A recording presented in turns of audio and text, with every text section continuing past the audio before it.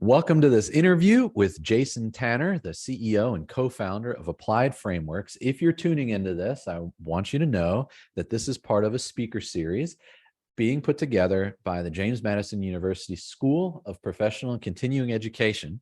Our goal is to create accessible leader development programs. This entire series is free, it's online, and if you follow the link and give your email, you'll be able to get over a dozen of these interviews right into your inbox and be invited to a Facebook group where the discussion is going on about all of these topics. The theme for this particular speaker series is thriving in the new normal, what leaders should know to confidently lead innovation in hybrid and remote teams and organizations. My name's Kai Degner. I'm the Director of Professional Development in JMU School of Professional and Continuing Education, and I oversee project management certification courses for the Project Management Institute's programs, and we have a Lean Six Sigma Green Belt program that I'll share more about. And what I really understand is that we need new ways to work together. It is difficult to get people on the same page, to get anything done. And for me in my own leadership development, I really needed to dive into how do organizations get anything done? I'm in higher ed. We do not have agile project management practices as part of our normal culture. There's many benefits to higher ed, and not everything is solved with agile. But if you're tuning into this, the reason I wanted Jason to share this is because I think there's something for every leader that they can take from the Scrum methodology, the Agile mindset, even if you don't work in software, even if you don't work in design type of jobs. We as leaders need to know how to adapt to changing contexts and changing market demands. And within Agile, Scrum is a framework to do that. And then within the Scrum framework, this conversation is going to focus specifically on the product owner role. If that is all gibberish, stick with us. We won't be able to give you everything about all this in this interview, but hopefully with my help and Jason's expertise in doing this, we'll be able to be useful to people that have never heard of any of this. And then also, if this is not totally new to you, give you some new ways to think about it and frame it in your own, for your own leadership and your team. So with a little further ado, let me read Jason's bio here. And so after studying engineering at Cornell, Jason served for 9 years as a Marine Corps officer. He then went on to a career in telecommunications and software development as a project engineer and project manager. He commanded an infantry rifle company of over 100 Marines and directed operations for over 1,500 Marines. And he, in 2008, joined Applied Frameworks. As CEO, he leads the company's growth and consulting practice and teaches several of Applied Frameworks training programs. As a Scrum Alliance certified Scrum trainer, he's led agile transformations at several Fortune 500 companies, including MassMutual, Capital One, and CoStar Group. He also regularly leads engagements focused on product and portfolio management. I got into Jason's orbit by myself signing up for the Advanced Certified Scrum Product Owner course. So I had taken both a Scrum Master course and a Product Owner course, was really intrigued by the Product Owner role, and signed up to the advanced course that I'm in right now. So I have seen Jason in the video trainings that his company provides, and I'm thrilled to have him here live. Jason, thank you for being here. Well, thanks for asking me. I appreciate it. Yeah, thrilled to have you. Is there anything else you'd like to say about your bio or yourself for people that are tuning into this because they're hoping that it will help them adjust to this new hybrid or remote working environment? Sure. So I think the most relevant fact of my bio is that I lead Applied Frameworks, and we've grown now to 19 people. And we obviously had to figure out how to function throughout the pandemic.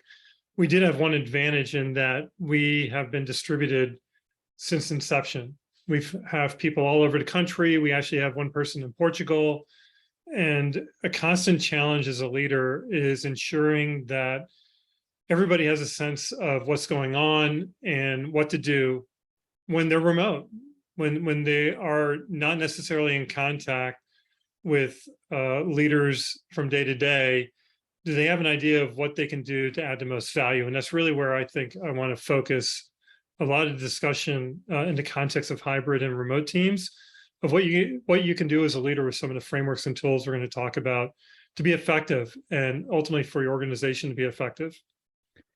That's great. And if you stick with us, you will get links to some of the trainings at Applied Frameworks. You'll get a chance for a discount, and we'll put a bunch of links in the description here of things that come up in conversation that you might want to learn more about. Jason, where do you start with somebody who is not in an organization that knows about Agile project management, that understands what this means, that have never heard of Scrum, think it's a strange word? Where do you even start with someone like that? Yeah, great question. It's actually how we start every workshop for new people who are achieving the certification as a Scrum Master product owner. And frankly, it starts with every leadership session I do, is establishing a foundation of where Agile came from. What is it? What does it mean? And why would anyone care? So that's actually where I want to start now. If you can turn on screen sharing. Sure. All right. So the starting point really is going back to, believe it or not, 2001. So we're talking 21 years now of history and practice for Agile. So Agile really is a big, broad term. And it emerged from what you're looking at on the screen, which is this Agile Manifesto. And at the time in 2001, it was really quite revolutionary, particularly when you look at the value statements in the boxes. So I've done something that might be considered heresy by the community. I made two slight changes here. And the first one is we're uncovering better ways of developing solutions. That actually says software. So if you go to agilemanifesto.org, it'll be all oriented to software. But what we've learned in the past 20 plus years is that Agile can be extremely effective in several different domains and various contexts. For instance, there is Agile for hardware. A car has been built using an Agile approach. And believe it or not, you can engineer and incrementally, iteratively deliver value for all sorts of different types of work. So I really want to focus here on the idea of leveraging these ideas for any type of work. Could be curriculum development based on an Agile approach. So we're uncovering better ways of developing solutions by doing it and helping others do it. Through this work, we've come to value individuals and interactions over processes and tools. So in 2001, that was a big deal, right? In 2001, the emphasis really was on, let's follow the process. Let's be really rigorous about understanding these. The teams and the relationships, less important. We wanted to invert that, really focus on people and relationships to be able to deliver the solution. And next is, let me just highlight where this came from a little bit, if this is foreign. There were a group of software developers and leaders in software development that realized that traditional project management approaches of getting all your specifications up front and deciding, a year ago what we're going to build today wasn't working, because customers were changing their demands and markets were changing. You don't know what you don't know until you see kind of a draft of a software product, that sort of thing. So they huddled for a while, and they came up with with this Agile Manifesto. You can be more precise about what I'm sharing here, but just if you're totally new to this, that's where this comes out of, this Agile Manifesto.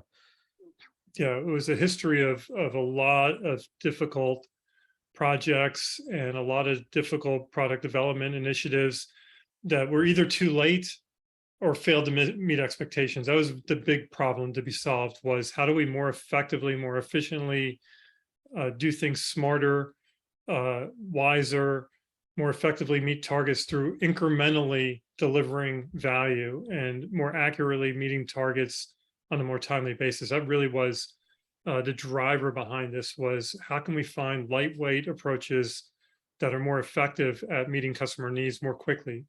So that's absolutely right, that the genesis of this was a lot of people have been trying to figure out how to be more effective, which leads to the second value, really, that we want to emphasize working products, working solutions over a lot of documentation, because that was the driver before this. Let's get all this documentation and then life will be good. We'll build exactly what's specified in documentation. Instead, we want to keep incrementally proving that what we're thinking about and talking about, we can actually deliver. The next is emphasizing customer collaboration over contract negotiation. So instead of negotiating and debating and creating a lot of friction to make changes, instead, let's collaborate with customers, get more connected to customers and end users, and ultimately the people who are going to benefit from the value we're delivering by collaborating with them to better understand their needs. And then finally, responding to change over following a plan. So we want to be very adaptive based on changing needs. As Kai mentioned, if we're trying to develop something over the course of the year, a lot of things could change over the course of the year. So we want to continuously adapt and respond to changes so we more accurately meet the needs. But notice at the bottom here, there's still value in the items on the right. We just value the items on the left more. So for instance, it's not that we don't plan if we choose an Agile framework. It's just that we plan to change our plan. We're responding to change and can constantly or frequently adapting the plan. Similarly, it doesn't mean that we don't do any documentation. We do just enough documentation to communicate what we need to do, and that we have the necessary documentation that may be required for regulatory purposes, particularly in a financial services industry, for example, or for industries that require external regulations. We may need some level of documentation. However, we still emphasize the working solutions over all the documentation. So we still value the items on the left more. So that's really I'd say the origin of Agile. So we can think of Agile as really an umbrella for a lot of different frameworks. There's a lot of different choices about how to be Agile. For instance, Scrum is what we'll focus on, but there are other frameworks like Kanban, which is very popular. It's a flow-based system and pull system, where Scrum has specific time boxes, which I want to talk about next. And the high-level view of Scrum is that Scrum is based on empiricism. So there's three key words here for Scrum that I'll talk about in a moment. First, I want to talk about what is Scrum. And Scrum is really a metaphor that is from rugby. So the idea of a rugby team is really that the team is cross-functional. They have different types of players. They have different skills. They have different roles and positions. However, the rugby team can only be effective by working together. And that's really where the metaphor takes off, in that to make progress down the field and advance the ball, the team needs to work together. There's a series of short passes between the players as they move down the field, which is kind of like how we think about this, the product development teams working together to make progress and moving the ball down the field. And the notion of a Scrum, which is the picture on the left, is keeping the ball in play. The team comes together, they check their progress, they get the ball back in play. So that's where the metaphor came from. But Scrum is a framework to address complex problems where there's some uncertainty about what is needed and some uncertainty about the solution. We need to figure out those things as we go along. We're going to frequently understand more and more about what customers need. We're going to get feedback from the customers as we progress throughout time and working on the product. Similarly, we're not exactly sure how we're going to build a solution. So we're going to build in small increments and get feedback on what we're doing. So that's how we generate value with Scrum. And what really makes Scrum work are three key words. And those are, first, transparency. And the transparency is really about what work we're going to be doing. So we want to have a very visible backlog that is in the order of priority about what customers need. So that priority may be driven by business value. For revenue, it may be generated based on the resolving customer issues and eliminating their problems in a particular sequence. But whatever the driver is of the prioritization, the backlog of the work to be done is always visible and transparent. And we also want to be transparent about the outcomes. The incremental progress that we're making is presented and demonstrated to the stakeholders, to the customers, so that they can then provide feedback. And that's what really drives Scrum, is the frequent feedback that we get from the inspection of the frequent deliverables by the stakeholders. So stakeholders see what we're doing. They provide feedback and comments about what they like, what they may have as new ideas, so that we can then make adaptations to future work. We're going to adapt the sequence of the work. We can change the order in the backlog. We can add new backlog items. In effect, Scrum is responding to change in every cycle. So we want to go through these cycles really quickly and produce more and more outcomes and get more and more feedback as we progress over the course of the month, the quarter, the year, to ensure that we're staying on target for the stakeholders. Yeah, and let me just frame this a little bit up for why this is part of the series again. While you're saying customers and sometimes stakeholders, and you're saying product, if you feel like this doesn't apply to you because you're in a knowledge industry or you're, running a small nonprofit, I really want to challenge you to try and make this relevant to your particular context. If, for example, you work in a human resources department and you're trying to come up with new policies related to how you accommodate hybrid and remote working environments, what this is about is getting away from feeling like you need to release the perfect and final version of those policies once and then chisel those into stone and never touch them again. Take this as an opportunity to think about how you might iterate, meaning draft, try it out, get some feedback, redraft, represent. That these are these types of things. If you were a restaurant that when COVID hit and you needed to figure out how to do takeout and shift all your strategies around, this is the type of approach that could be used to take, pun intended, that one bite at a time. And okay, let's work on this part of this process first and get feedback on that, and then move to the next thing and move to the next thing. So Scrum is a way, it's not the only way, but it's a really effective way to think through how you can adapt incrementally over time while getting feedback, but not freezing yourself, not freezing your team to get nothing done until you can get it all done perfectly, because that is probably not a rational goal to have. So Scrum is a way to keep moving forward, but to shift how things are being done based on feedback from your stakeholders. Yeah, and I like the idea of the example for human resources, because I can think of a concrete example. Let's say we have a need to refresh all of our job descriptions, and let's say we have 30 job descriptions in our list, and we can put them in order of priority. And in the first iteration, the first sprint, we're just going to work on one. And we're going to go through a short cycle of updating and refreshing that one job description. And we're going to present it for feedback. And based on that feedback, we can reprioritize if necessary, or we can take the feedback on how we want to improve all of the other job descriptions and then do the next one and the next one. And then maybe we get a little bit better and we can do 2 every cycle and then 3 every cycle. That's really a great analogy and a great example of how Scrum can be beneficial way beyond software. So really, I like that idea of how to apply this beyond software development. because really it's all about incremental generation of value and feedback to improve as we move along. Now, why is this important? Well, the first difference here is that this is empirical.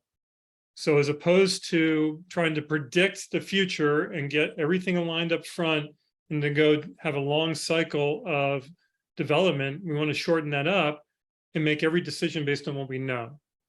So what I found before I became a Scrum practitioner was that I tried to get the perfect project plan. I had 6 months organized. I had everything plotted week by week. However, nothing ever seemed to go exactly the way I planned it.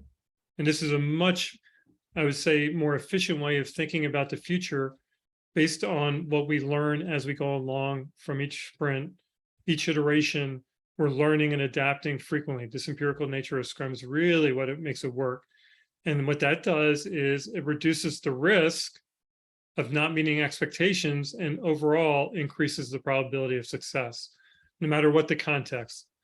Again, as Kai mentioned, if we're talking about a restaurant trying to adapt, we really want to reduce the risk of the scarce funding they may have available to make the changes and increase the probability they'll be successful as they make the changes. And Scrum allows you to do that because it's empirical. Right. It's probably, I know you're going to get there, but I can't help myself but jump in.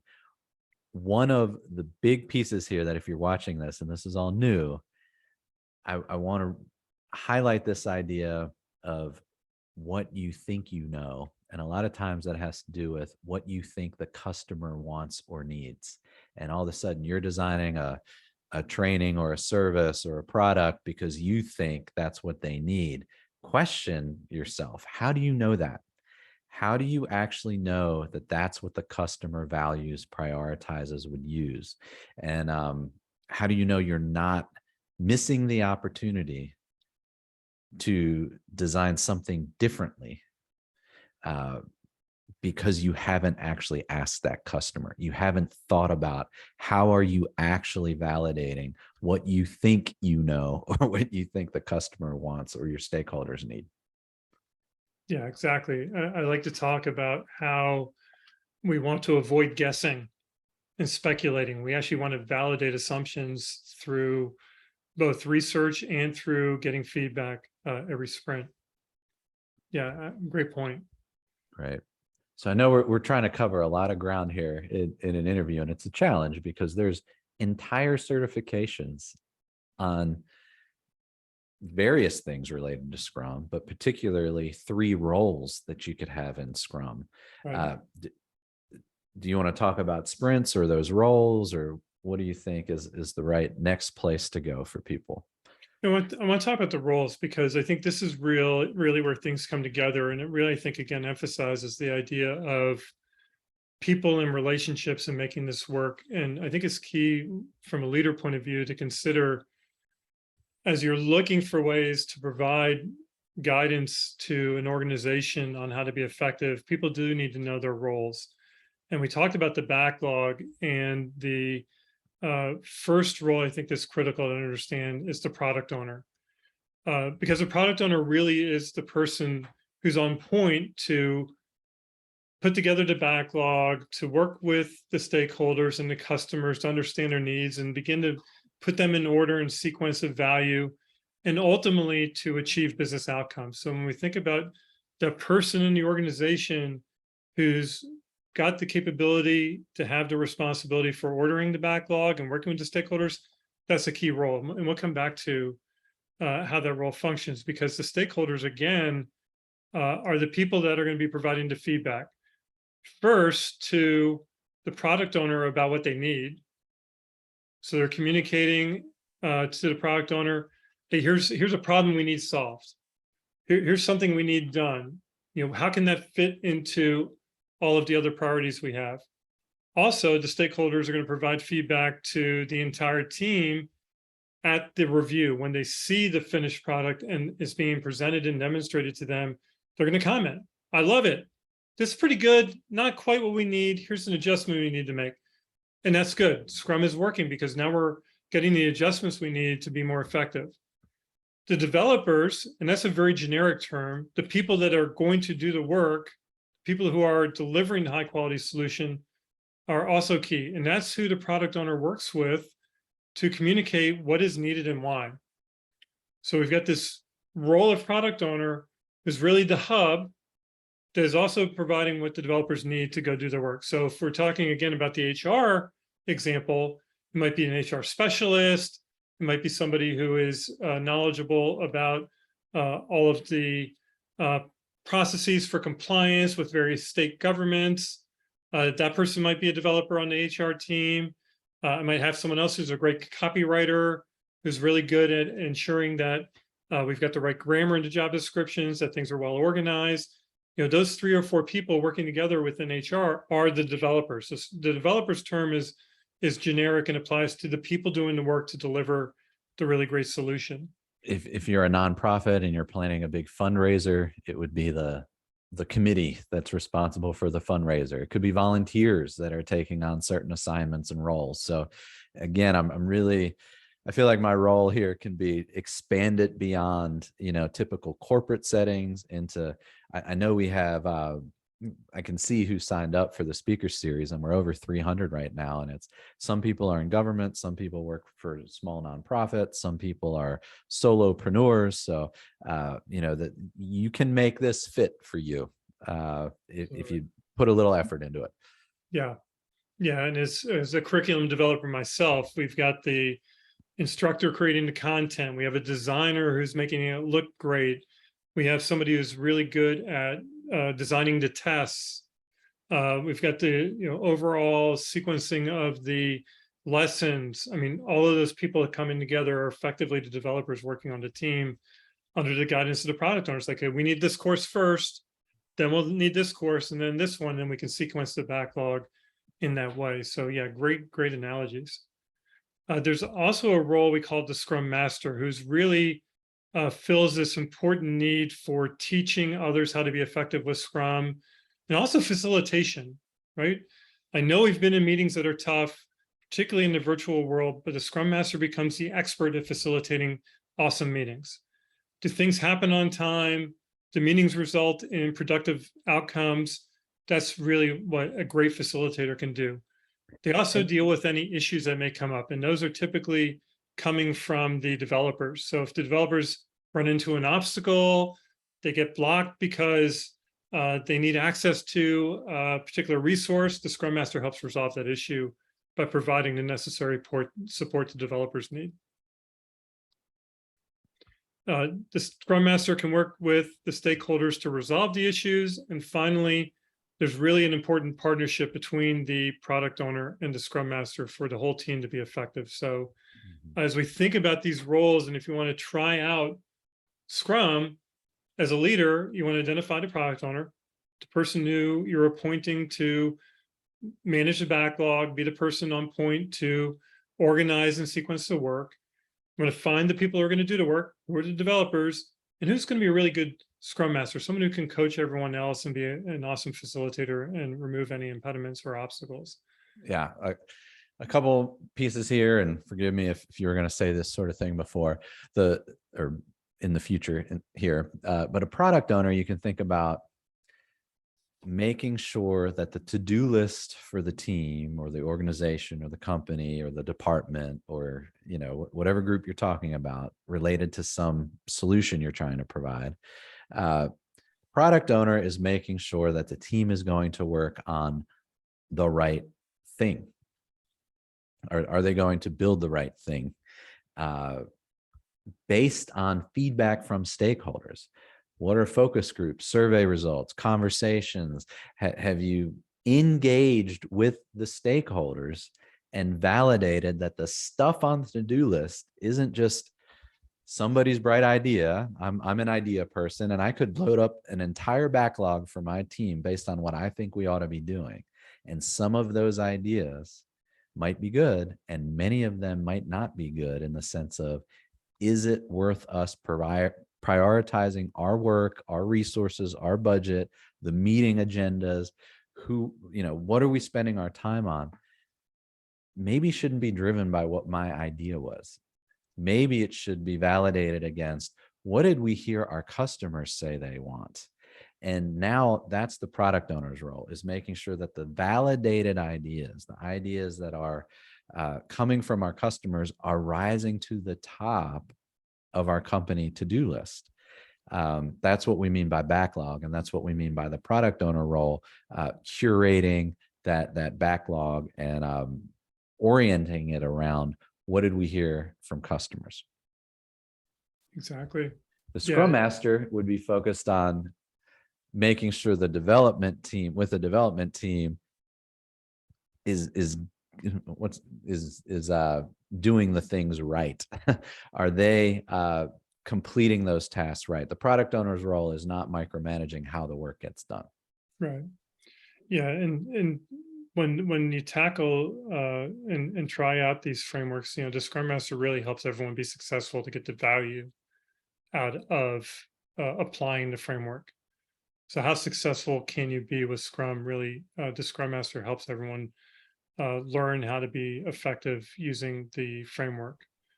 How do we have a great sprint planning? How do we plan our work for a week or 2 weeks? The Scrum Master helps facilitate that, so it's useful and a good use of everyone's time. They kind of own the success with Scrum, is another way to think about it. That's great. I'm just kind of checking. We've covered so many things. Should we talk about the meetings and just briefly, in terms of, the Scrum is a 15-minute meeting that happens Yeah. daily, that sort of thing. And then you've talked about retrospective and sprint review and some others, but maybe highlighting those quickly is worthwhile. Sure. So every sprint starts with planning. So we want to identify a goal for the week or for the 2-week sprint. So the sprint really is the time box, right? We have a defined 2-week period or 1-week period where we're going to accomplish some goal. We identify what work is going to be done, and then we plan that work. So for example, if we're going to build a new lesson, okay, well, let's talk about what's involved in that lesson. Do we need a new quiz? Do we need to create a new quiz type? Will we need some extra resources and content? What are all the tasks we need to perform to build out that new lesson? We talk about all of that in planning, so everyone's on the same page. Can we achieve the goal of creating a new lesson? What are all the details about that lesson? Will it be a video? Are there going to be links to other content we need to produce? All of that is discussed in planning before the team gets to work. And then you're right, every day the developers check their progress. How are we doing? Are we making progress towards our goal? And then what's our plan for today? So it's a short daily planning meeting. Being from the Marine Corps, we had a daily formation. Every day we talk about what we're going to do that day and make the assignments around each squad. What are they going to do versus another squad? Similar thing happens with the developers. Hey, today, Kai, will you be able to test that new capability I built and give me some feedback? Okay, after lunch, I'm going to work on this or that. All that's sorted out in a daily Scrum. On the last day of the sprint is when we have the sprint review. Again, that's a demonstration of what we've produced, so the stakeholders can give feedback, and we can talk about what to do next. We plan what we want to do for the next sprint, or maybe we want to go a completely different direction, or maybe we have done something that's enough where we actually want to get it into the hands of customers earlier than we thought we would need to. So the sprint review is sort of a key point where the leaders need to be involved to really be appreciative not only of what the team has done, but also give them feedback on what to do next. And the sprint ends with the retrospective. And the retrospective is for the whole Scrum team to come together and say, okay, what can we do a little bit better next sprint? We're going to start another one tomorrow. What's some sort of adjustment we can make to be even better and more effective? So in a nutshell, that's the framework. Yeah, so there's a lot out there on YouTube. People can learn about this, and I've really benefited from sitting through the training. So I'm a certified Scrum Master. I have the Certified Scrum Product Owner certification. I'm working on the Advanced Certified Scrum Product Owner Association, and or certification. I hope that folks take advantage of those. They seem affordable, and Applied Frameworks has trainings in all these areas, which we'll get into here in just a moment. I want to get into, you are also a coach to help organizations and leaders shift to, you could say, a more agile mindset, more agile, adaptive ways of working, whether that means wholesale adoption of Scrum or not, I guess you're sorting out with them. I mean, that's a challenge in and of itself, is how to shift people and any team or leaders into this agile, adaptive way of working. But now we're also faced with new expectations of team members being able to work remotely, ambiguity, uncertainty around the degree to which we're going to be in the same place at the same time. What what are some lessons? What are some common struggles, themes that you've identified in doing this work, both just shifting to agile in general, but then specifically within this context of teams being more remote, distributed, hybrid than before? Yeah, what we learned in the past couple of years is that one core fundamental for every team, whether it be the leadership team or the small HR team that's working together, is really to establish working agreements. And I think that really helps to create the alignment that's necessary, particularly for these hybrid and remote teams. What does hybrid mean to us? If we're hybrid, that means that we're going to go in the office some of the time. Well, should we all go in the same day? In fact, some of the latest research I've seen indicates for hybrid to work, there needs to be a reason to be in the office, not just a random, I'll go Tuesday, you go Thursday. No, on Wednesdays, we're all going to be in the office. This is what we're going to do when we meet in the office. Here's why we're doing it this way. And oh, by the way, if that doesn't work, we'll adjust it. So the first is the working agreements. These are the common types of topics you'd want to have written down for each team's working agreement. Like what do we all bring to the team? What unique skill do I bring? What do you bring, Kai? What do you expect from being part of this team? Right? Do you expect some type of learning from others? Do you want to build up some of your own new skills, or do you expect that it's going to be harmonious? We're going to have a place where you really enjoy working with each other. We want to put that out on the table and be clear with each other what our expectations are. Some people may want to advance their career by being a part of the team. Hey, I want to do this because it's new, it's cutting edge, and it's going to allow me to be qualified for advancement.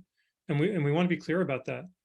And like I said, how will we meet? Why are we meeting? Are we going to meet on Zoom? What tools are we going to use? And then the fourth bullet is tricky. When the going gets tough and we have an issue, how we're going to work through conflict, right? How will we resolve our issues, right? Will we ask for an outside facilitator? Will we escalate outside the team so that we can get someone else to help us resolve any issues that come up? And then more tactically, how will we work together? Are we going to do document sharing in SharePoint? Are we going to use Google Docs? What's our plan for how we're going to work in detail? Then what will we use to track progress? Right? Are we going to have some sort of dashboard? Are we going to use some sort of tool, which I'll talk about in a moment, to visualize our work, visualize our progress? And then finally, anything else that we need to do to clarify how we're going to work effectively with each other. That may have something to do with, like, when we take time off, we'll put something out on our calendars so everyone will know we're not available. Maybe we'll have a shared web page where we'll provide each other status updates. All those kinds of details, I think, are really important, particularly when teams are remote. Because when you think about it, it's in the afternoon, somebody feels completely alone, but they've got this set of working agreements that they can refer back to about how to stay connected and stay functional and productive as a team member, and ultimately as a member of the organization.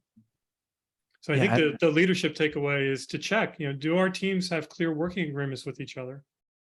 I think this has been one of the big learning curves for folks. And one, it's just best practices, regardless of whether you're remote or switching to agile or facing change. But not a lot of teams do it because there's already implicit norms in place and people figure it out as they join an organization.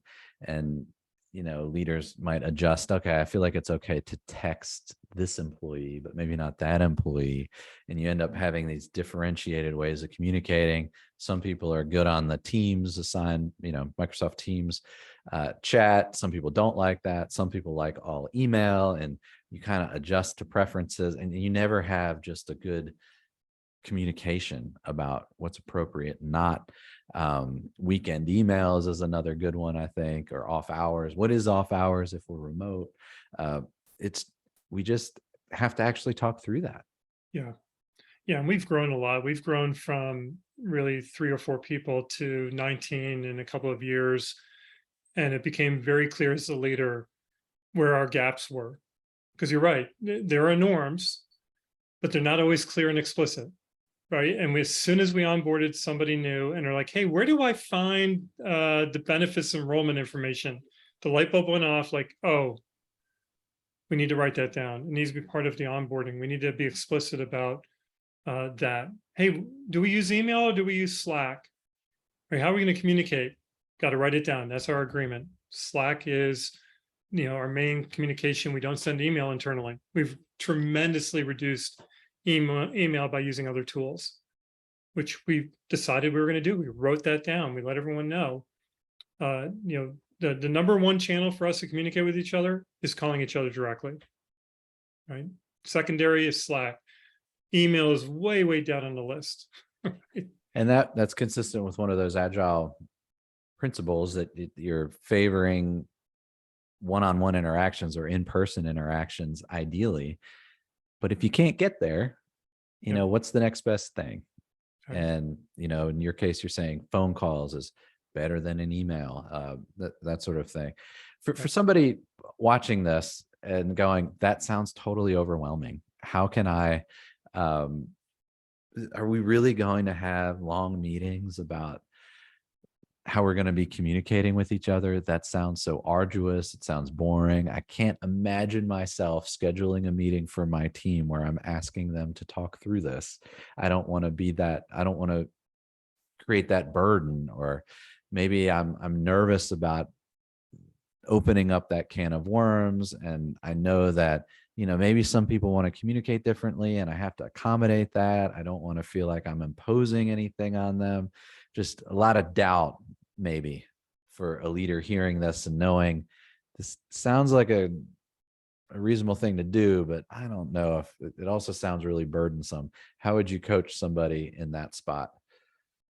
So first, I think that the initial meeting can just be an hour. All we want is to collect everyone's ideas about those key questions that I shared, right? You start there. Let's just schedule a meeting, an hour together with the team and answer these key questions. And I think after an hour, say, you know what, that's enough. Let's try out these new agreements and see how they work for a month. And a month from now, we're going to check in for 45 minutes and see if anything's missing, see if anything's not working, and make some adjustments, and then go for another month or two. And then it effectively becomes the fabric of the team. Just be careful of when new people join, you need to bring them up to speed on what the ways of working are. So I think by making it smaller, so it's one small step instead of a big step, I think helps reduce the anxiety. I have been successful by drafting out the initial 4 or 5 bullets, just for a starting place, so the whole group isn't working from a blank page. That also helps reduce the group anxiety when they get started. Even if your ideas are wrong, at least there's a starting point. Yeah, and let's bring it back to how Scrum could maybe work. And if you had a meeting, if you pulled a meeting and together and you made the goal, hey, we want to have an awesome working environment and we're shifting to hybrid and remote. We want an awesome work experience, some broad goal like that. Yep.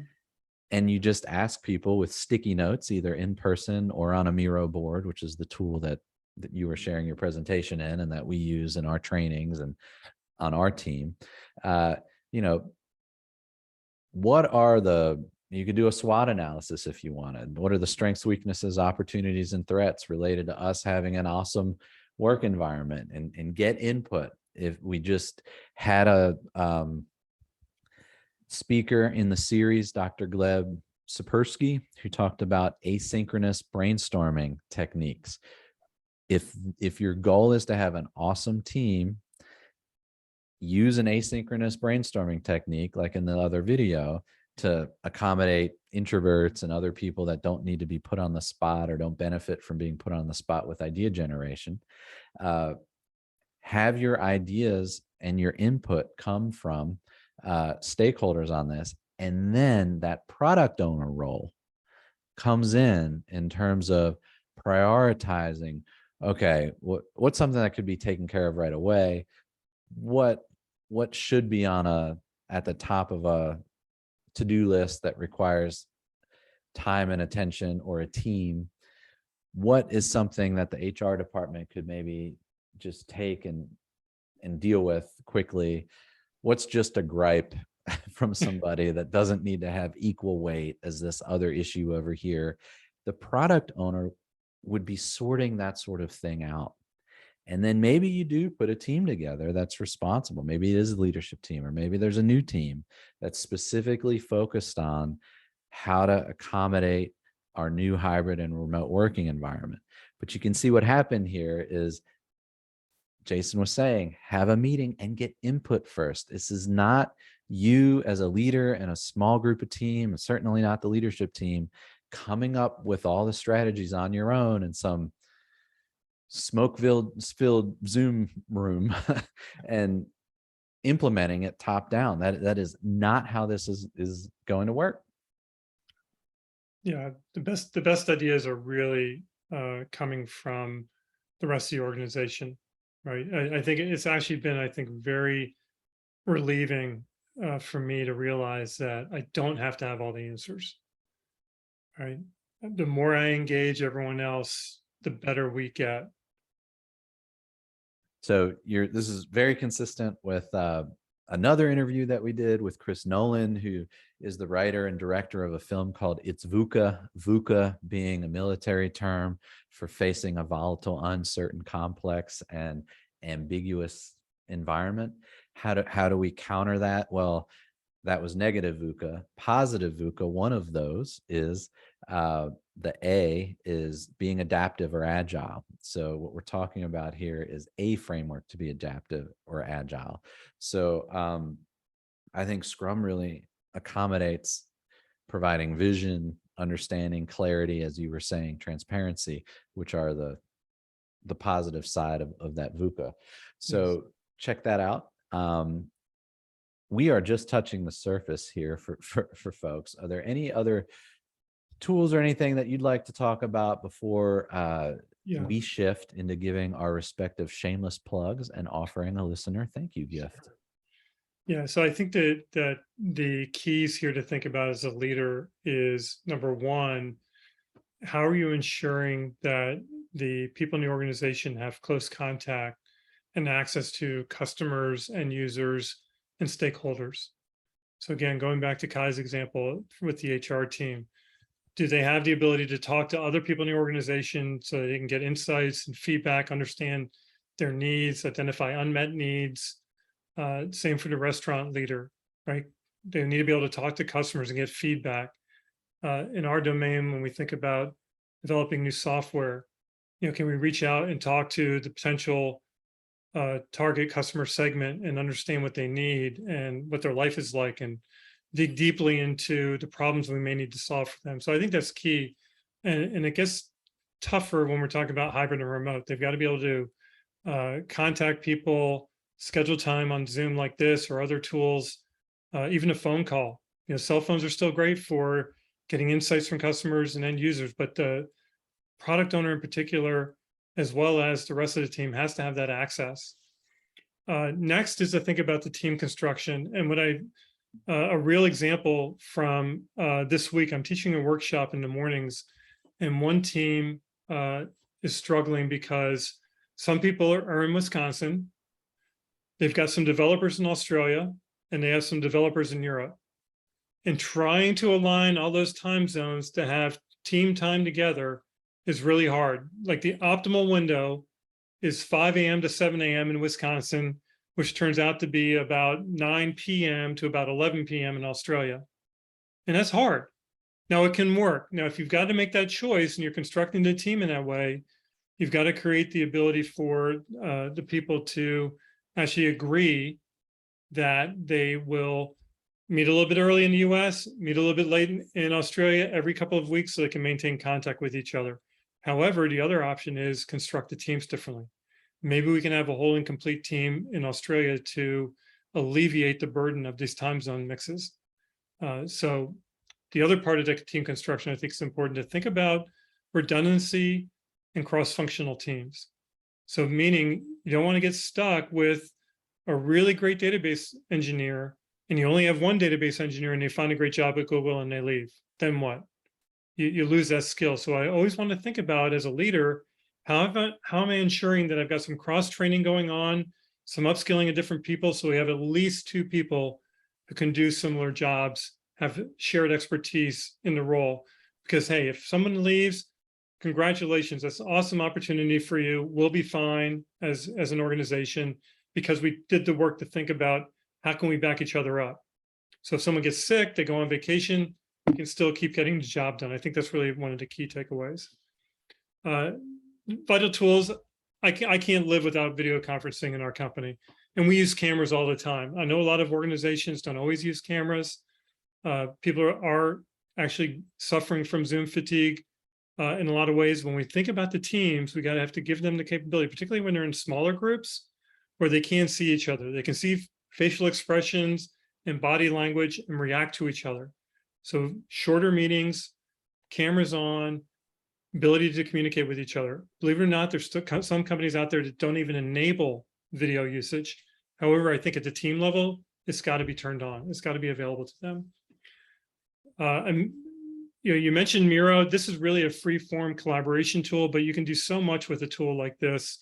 I'm not advocating Miro over anything else. There's other tools like Mural, Google Jamboard, even the whiteboard capability in Zoom is getting really good, but some way for people to draw and interact with each other, look at designs, put sticky notes into a virtual wall space.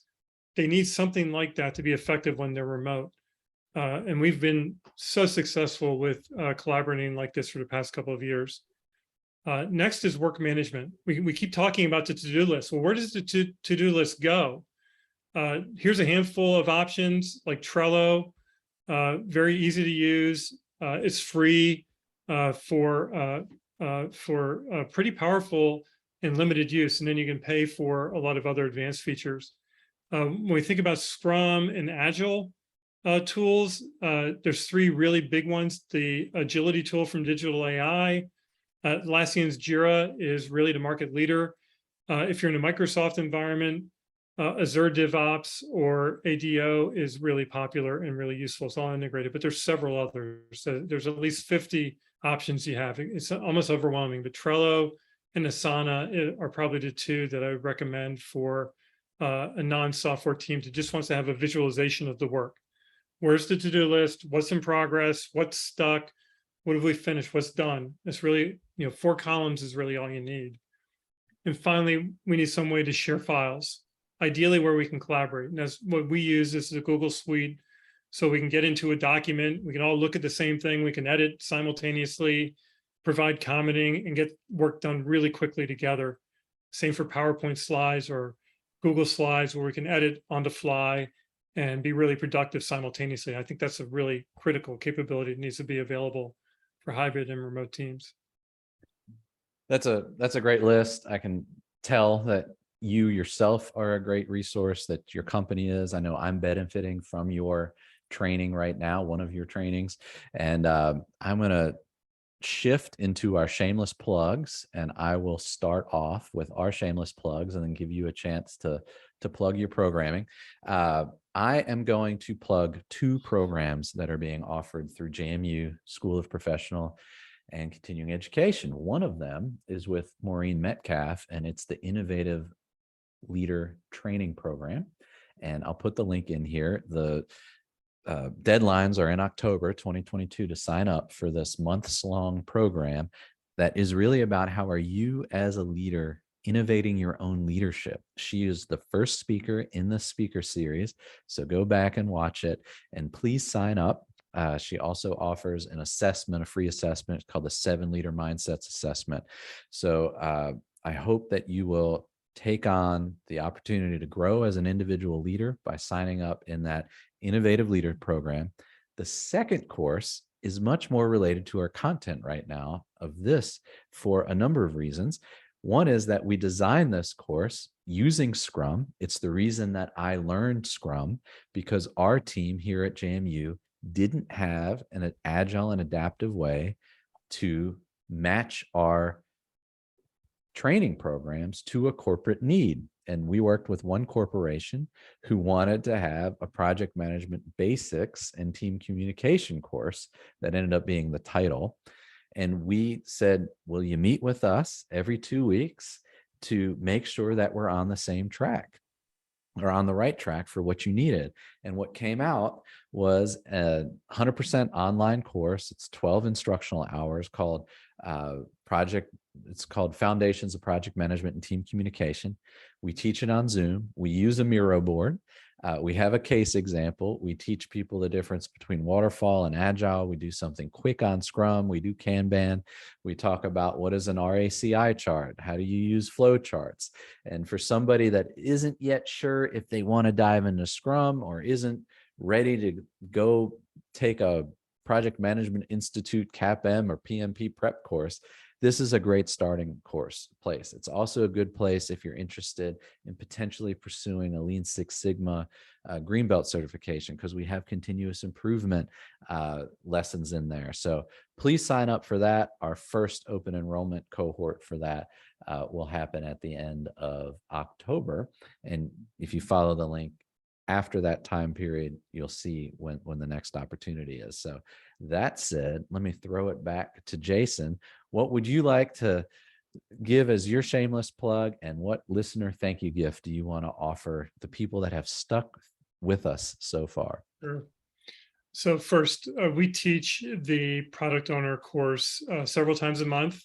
So if we've piqued your interest and you have yourself identified a need for becoming a product owner as a leader, or if there's someone in your organization who you think would be a great product owner, our introductory course is fantastic. It's 3 4-hour sessions over 3 days, and we do it through Zoom.